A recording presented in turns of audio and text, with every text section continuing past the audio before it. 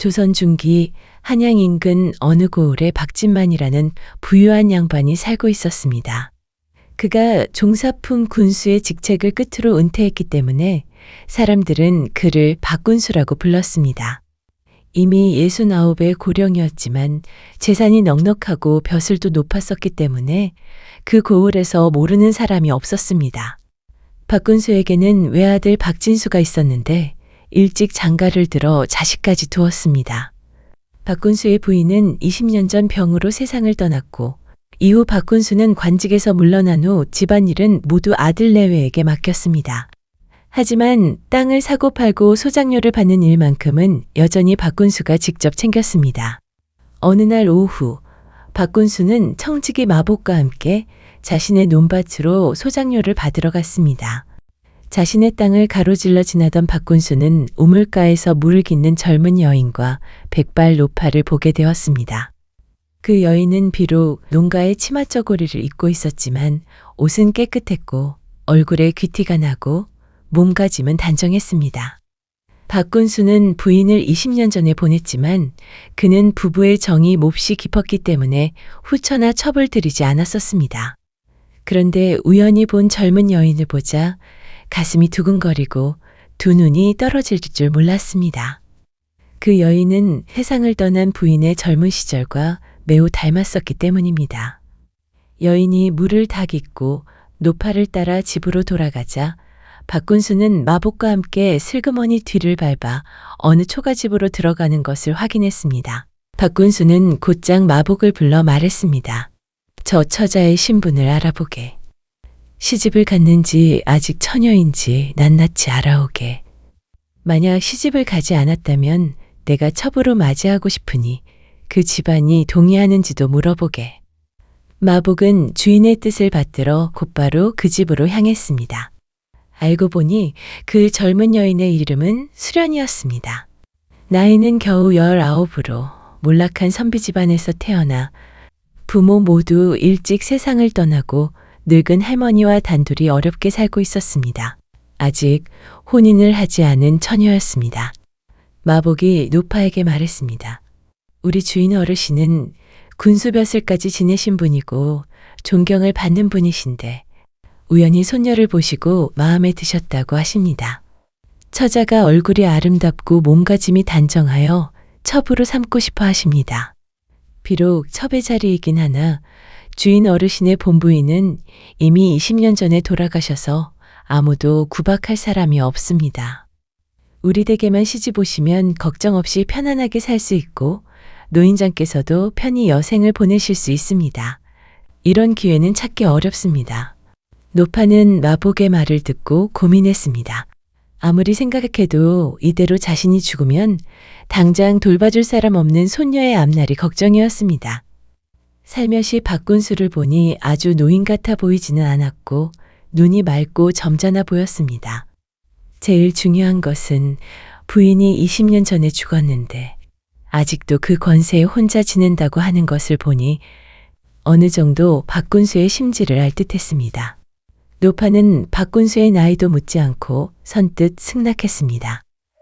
좋습니다. 하지만 제 손녀의 의견도 물어봐야 하니 내일 답을 드리도록 하겠습니다. 달이 밝은 밤에 낡은 초가집 안방에는 노파와 손녀가 대화를 하고 있었습니다. 수련아, 할미가 이런 말을 하는 것이 마음이 편치가 않구나. 할미로서 어찌 너에게 젊고 능력 있는 신랑을 맺어주고 싶지 않겠느냐.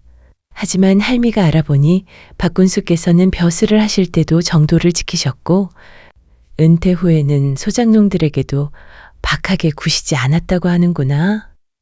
더군다나 부인이 살아서는 물론 세상을 떠난 지 20년이 지났는데도 한 번도 첩시를 들이지 않았다고 한다. 하지만 선택은 너에게 맡기고 싶구나. 할머니는 평생을 부모님 대신 홀로 저를 키우시며 고생만 하셨습니다. 저는 할머니가 편안하게 지내실 수 있다면 그것으로 족합니다. 할머니의 뜻을 따르겠습니다. 그렇게 조소는 말없이 서로의 손을 잡은 채 눈물을 흘렸습니다. 다음 날 노파가 마복에게 의사를 전달했습니다. 마복이 소식을 전하자 박군수는 몹시 기뻐하며 즉시 예물을 보냈습니다. 하지만 아들 진수가 알면 반대할 것이 뻔했기에 박군수는 자신의 장원에 있는 저택에서 몰래 혼례를 치렀습니다. 첫날 밤 노인과 붉은 치마 저고리의 젊은 색시가 마주 앉으니 참으로 어울리지 않는 모습이었습니다. 박군수는 겉모습은 나이에 비해 젊어 보였지만 실제 나이는 69이었습니다. 하지만 박군수는 나이가 무색하게 힘을 내어 젊은 시절의 기운을 되찾으려 애썼습니다. 장원에서 사흘을 머문 뒤 박군수는 가마를 준비해 수련을 데리고 본가로 돌아왔습니다. 집안 식구들이 모두 나와 수련에게 절을 올리며 작은 마느님이라 불렀습니다. 박군수는 기분이 좋아 모두에게 돈과 비단을 하사했고 하인들은 덩달아 기뻐했습니다. 하지만 아들 진수와 며느리만은 내심 불쾌했습니다. 진수는 겉으로는 아무 말도 하지 않았지만 밤에 아내에게 투덜거렸습니다. 아버님이 정신이 있는 게요, 없는 게요. 이른을 바라보는 나이에 저런 젊은 것을 첩으로 들이다니. 이제 몇 년이나 더 사실지도 모르는데 저 젊은 것에게 정신을 빼앗기면 어쩌자는 건지. 노인이 젊은 색시를 얻었으니 색시가 욕심을 채우지 못해 결국 바람을 피우거나 딴 생각 품을 텐데 이만저만 걱정이 아니요. 아내도 맞장구를 쳤습니다. 그러게 말입니다. 젊은 색시가 늙은 양반을 따라온다는 건 재산 때문이 아니고 뭐겠습니까? 평소에는 물건을 훔쳐 사사로이 돈을 모으고 아양을 떨어 이것저것 사달라고 조를 것입니다. 그러다가 돈을 충분히 모으면 보따리 싸들고 딴 데로 시집갈 게 뻔합니다. 그런 것을 집안에 들였으니 우리 가산이 축날까봐 걱정입니다. 진수는 듣고 있다가 더욱 불쾌해졌습니다. 아내가 또 말을 이었습니다. 저 계집을 보니 몸가짐이 얌전한 척하지만 눈빛은 교활해 보입니다. 분명 돈을 노리고 온 게 틀림없습니다. 나중에 저 계집에게 후처자리라도 주면 저것이 주인 행세를 하려 들 것이고 우리가 꼼짝없이 당하게 됩니다.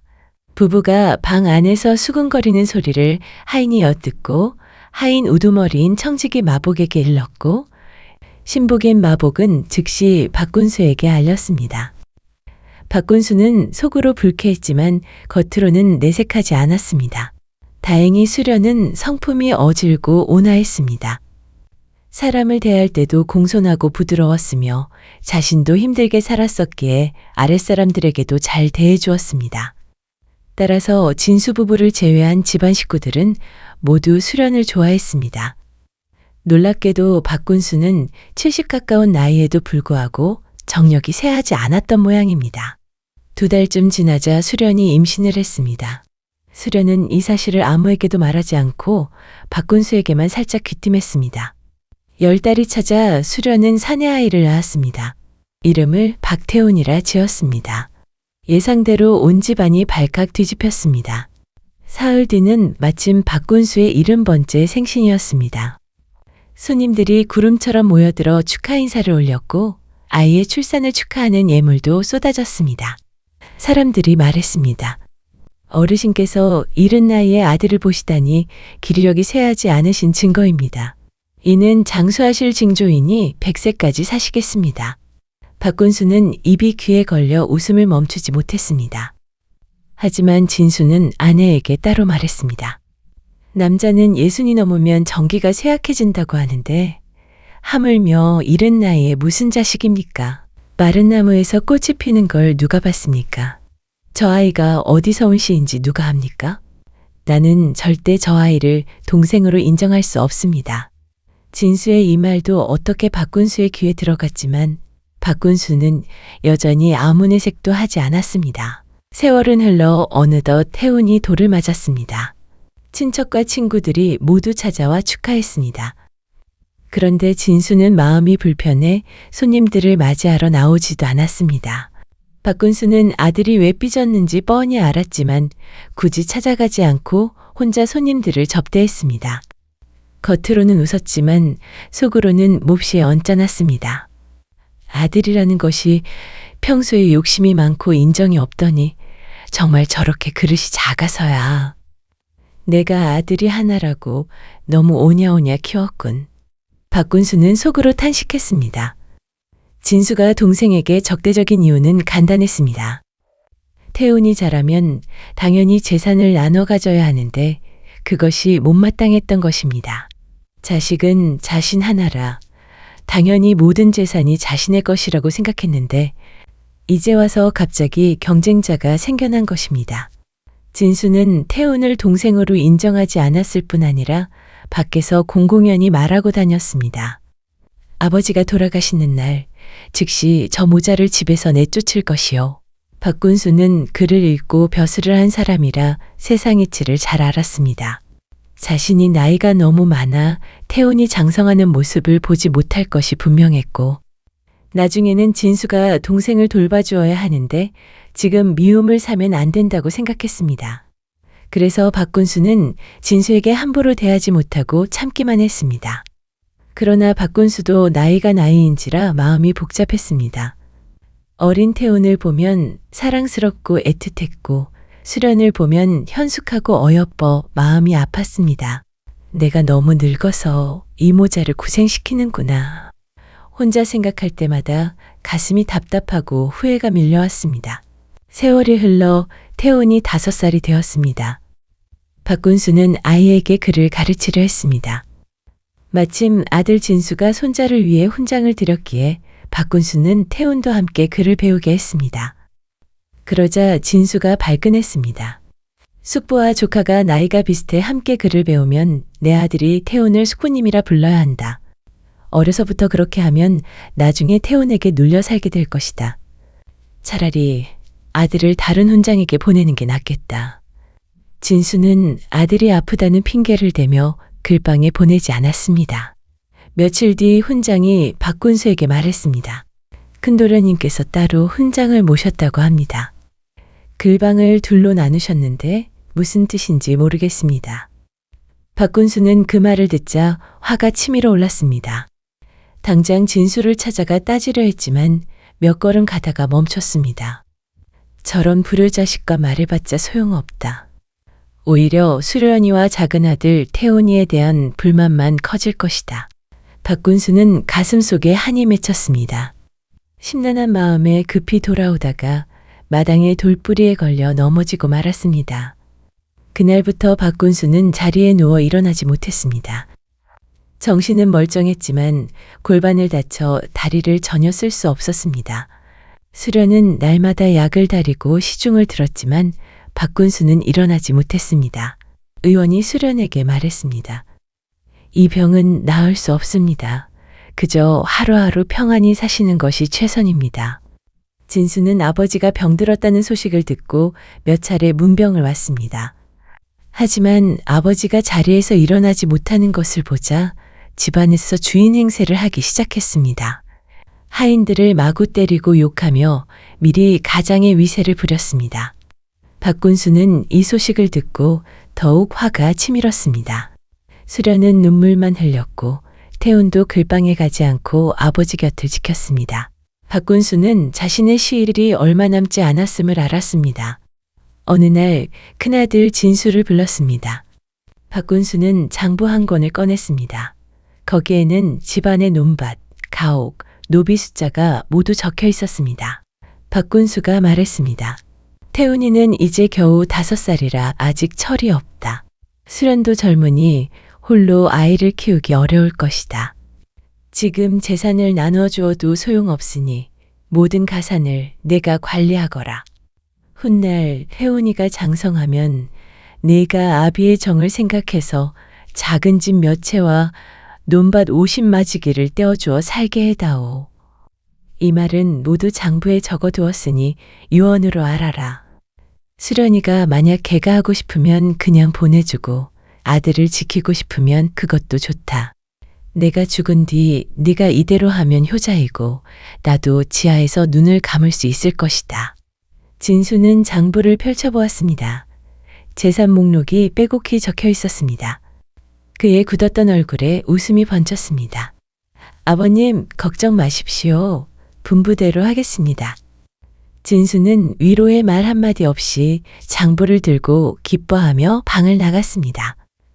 진수가 멀어지자 수련은 눈물을 흘리며 태훈을 가리키며 말했습니다. 이 아이가 나리의 친자식이 아니란 말입니까? 어찌 모든 재산을 큰아들에게만 주십니까?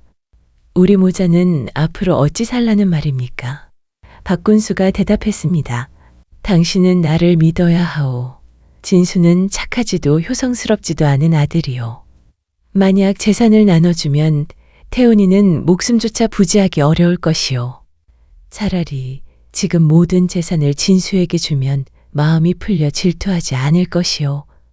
수련이 울먹이며 말했습니다.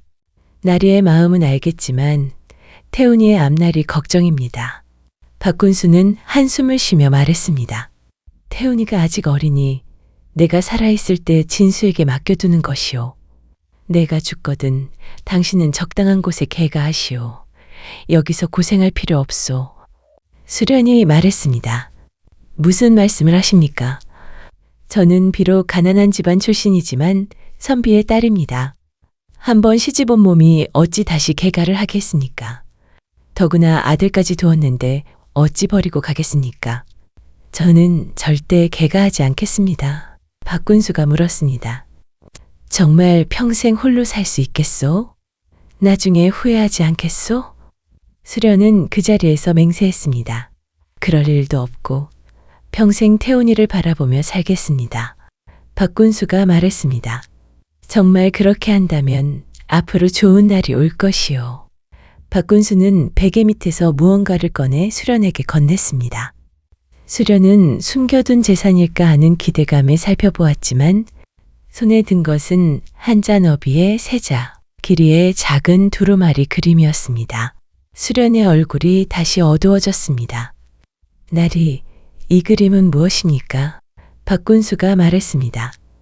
이것은 내가 그린 노래락이라는 그림이요. 그 안에 비밀이 숨어 있으니 조심히 간직하시오. 아무에게도 보여주지 마시오.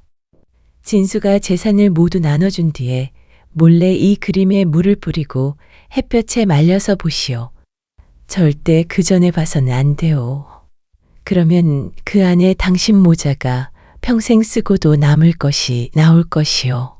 수련은 반신반의했지만 더 이상 말하지 않고 그림을 받아 소중히 간직했습니다. 박군수는 그로부터 며칠을 더 버티다가 어느 날 밤 갑자기 기침을 멈추지 못하고 숨을 거두었습니다. 오직 곁을 지키던 수련과 어린 아들 태훈만 싸늘한 시신을 껴안고 울부짖었습니다. 진수는 장부를 받은 뒤로는 아버지의 안위 따위는 신경도 쓰지 않았습니다.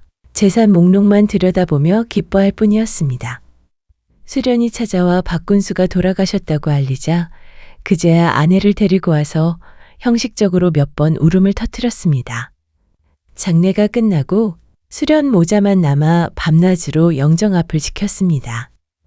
아버지 장례를 치른 진수가 가장 먼저 한 일은 수련의 방으로 쳐들어가는 것이었습니다.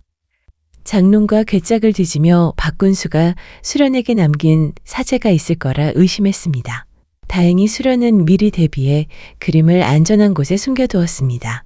진수 부부는 수련의 방을 샅샅이 뒤졌지만 아무것도 찾지 못하고 불만스럽게 물러갔습니다.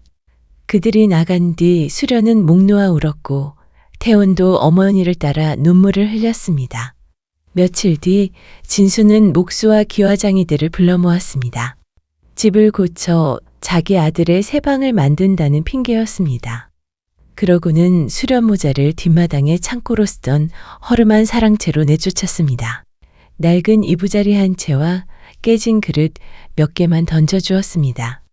원래 수련을 시중 들던 계집종들도 모두 불러들이고 겨우 11살 난 계집아이 하나만 남겨 밥을 날라주게 했습니다. 그마저도 아침밥은 있는데 저녁밥은 없는 날이 많았습니다. 수련은 어쩔 도리가 없었습니다. 궁여지책으로 남은 쌀을 얻어다가 허름한 부뚜막을 만들어 직접 밥을 지어 먹었습니다. 아침 저녁으로 바느질을 해서 푼돈을 벌어 반찬거리를 샀고 태훈의 글공부 학비조차 수련이 품을 팔아 마련했습니다. 진수는 부인을 시켜 수련에게 개가를 권했습니다. 하지만 수련이 죽어도 개가하지 않겠다고 버티자 어쩔 수 없이 포기했습니다. 수련은 박군수의 말을 기억하며 모든 것을 참았습니다. 진수 부부가 아무리 모질게 굴어도 아무리 모욕을 줘도 수련은 한마디 불평도 하지 않았습니다. 그런 모습을 보자 진수도 더 이상 수련 모자를 신경 쓰지 않았습니다. 세월이 흘러 태훈이 어느덧 15살이 되었습니다. 수련은 평소 조심스러워 태훈에게 집안 이야기를 함부로 하지 않았습니다. 아이가 말을 삼가지 못하고 함부로 떠들면 화를 입을까 두려워했기 때문입니다. 하지만 이제 아들이 씩씩한 청년으로 자랐으니 더 이상 숨길 수도 없었습니다. 어느 날 태훈이 어머니에게 서책을 사달라고 했습니다. 수련이 당장은 돈이 없다고 하자 태훈이 말했습니다. 아버님께서 군수를 지내셨고 우리 형제는 둘뿐인데 어찌하여 형님 댁은 그리 부유하고 우리는 옷 한 벌, 서책 하나 살 돈도 없습니까? 어머니께 돈이 없으시다면 형님께 가서 얻어오겠습니다. 수련이 황급히 태훈의 팔을 붙잡으며 말했습니다. 아가, 서책 하나가 무슨 큰일이라고 형에게 손을 벌리려 하느냐. 두어 해만 더 참거라. 네가 글 공부를 잘하면 어미가 어떻게 해서든 네 뒷바라지를 할 것이다. 내 형님에게는 함부로 찾아가지 마라. 효자인 태훈은 어머니를 위해 고개를 끄덕였지만 마음속으로는 납득이 가지 않았습니다. 아버지께서는 어머니가 후처이고 내가 서자라고는 하지만 우리 모자를 정말 사랑하고 아껴주셨었다. 아버님이 그토록 큰 재산을 남기셨는데 책 하나 살 돈이 없다는 것이 말이 되는가? 형님이 호랑이도 아닌데 무엇이 두렵단 말인가? 태훈은 어머니 몰래 진수를 찾아갔습니다. 진수는 깜짝 놀랐습니다. 태훈이 말했습니다. 형님, 제가 글 공부를 하는데 서책을 살 돈이 부족합니다. 그리고 어머니는 그래도 아버님의 후처이신데 기운 옷만 입고 다니시니 너무 남루하여 사람들이 비웃습니다. 형님께서 돈을 조금 주시면 책값과 천 몇 필을 사고 싶습니다. 진수가 코웃음을 쳤습니다. 돈과 옷이 필요하면 내 어미에게 달라고 해라. 태훈이 대답했습니다. 아버님의 가사는 형님께서 관리하시지 어머니가 관리하는 게 아니지 않습니까? 진수는 가산이란 말에 유난히 민감했습니다. 얼굴이 붉어지며 소리쳤습니다. 그 말을 누구에게 들었느냐? 오늘 네가 나를 찾아온 것은 서책 살 돈과 천을 얻으러 온 것이냐? 재산을 달라고 온 것이냐? 태훈이 대답했습니다. 재산은 나중에 형님이 나누어 주실 것이고 지금은 먼저 어머니의 체면을 살려드리고 싶을 뿐입니다. 진수가 소리쳤습니다. 너 같은 놈이 무슨 체면이 있느냐? 아버지께서 만냥 재산을 남기셨어도 적자와 적손만 물려받는 법이다. 너 같은 서자는 받을 자격이 없다. 나를 화나게 하지 마라. 안 그러면 너희 모자를 당장 내쫓아버리겠다. 태훈이 침착하게 대꾸했습니다. 똑같이 아버님의 자식인데 어찌 이렇게 야박하게 대하실 수가 있습니까? 저에게는 그렇다 쳐도 어머니를 위해서라도 할 말은 해야겠습니다. 진수는 화가 머리끝까지 치솟았습니다. 이놈이 감히 나한테 대들어? 네가 뭔데 나한테 이런 말을 하느냐? 진수는 달려들어 태훈을 마구 때렸습니다. 태훈은 아직 어려서 힘으로 당해낼 수 없었습니다. 수련이 한숨을 쉬며 말했습니다. 내가 가지 말라고 했는데 네가 듣지 않더니 매를 맞았구나. 입으로는 그리 말했지만 태훈의 코피가 터지고 얼굴이 멍든 모습을 보자 눈물이 주르르 흘러내렸습니다. 수련은 곰곰이 생각한 끝에 진수가 더욱 행패를 부릴까 두려워 계집종을 시켜 사과했습니다. 아이가 철없이 형님께 무례를 범했으니 용서해달라고 빌었습니다. 하지만 진수는 그런 사과 따위 듣지도 않았습니다. 오히려 몇몇 친척 어른들을 불러 증인으로 삼았습니다. 그리고 아버지가 남긴 장부와 유언을 꺼내 보여주었습니다. 제가 저들 모자를 돌보지 않는 게 아닙니다. 어제 태훈이 저를 찾아와 재산을 나눠달라고 했습니다. 그래서 오늘 재산을 나눠주고 저들 모자를 내보내려 합니다. 아버님께서 말씀하신 대로 집 한 채와 그 옆에 논밭 50마지기를 떼어주겠으니 어른들께서 증인이 되어 주십시오. 친척들은 평소 진수의 성품을 알고 있었고 박군수의 친밀도 보았기에 감히 반대하지 못했습니다. 진수에게 아첨하는 사람이 말했습니다. 살 집도 생겼고 농사 지을 땅도 있으니 부지런히 일하면 굶어 죽지는 않을 것입니다. 수련은 어쩔 도리가 없었습니다. 아들과 함께 짐을 싸서 그 집으로 이사했습니다. 가보니 집은 무너지기 직전이었습니다. 인근 농부들에게 물어보니 받은 50마지기는 모두 척박한 땅이라 풍년이 들어도 곡식이 제대로 나지 않는다고 했습니다. 수련은 마음이 쓰라렸습니다. 태훈이 참지 못하고 말했습니다.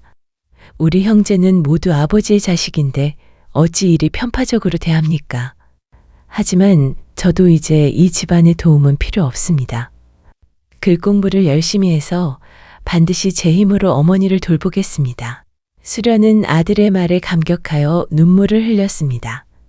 이제 아들에게 모든 것을 말해줄 때가 되었다고 생각했습니다. 지난 10여 년간의 일을 낱낱이 털어놓았습니다. 그 유언은 정말 네 아버님께서 쓰신 것이다. 네가 아직 어려서 형님에게 해를 입을까 두려워 일부러 그리 나누신 것이다. 돌아가시기 전에 나에게 노래락이란 그림 한 폭을 주시며 그 안에 비밀이 숨어 있다 하셨다. 우리 모자가 평생 쓰고도 남을 것이 있다고 하셨다. 수련과 태우는 그림을 꺼냈습니다. 그림에는 백발의 노인이 아기를 안고 있었고 한 손으로는 땅을 가리키고 있었습니다. 오묘한 그림이었지만 아무리 봐도 무슨 비밀이 있는지 알 수 없었습니다. 수련은 박군수의 말을 떠올렸습니다. 아들에게 물을 가져오라 시켜 그림에 뿌린 뒤 햇볕에 말렸습니다. 햇살이 그림을 비추자 서서히 글자가 드러났습니다. 이 집 남쪽 담 아래에 은자 5,000냥이 5항아리에 묻혀 있고 북쪽 담 아래에는 은자 5,000냥과 금 1,000냥이 6항아리에 묻혀 있다.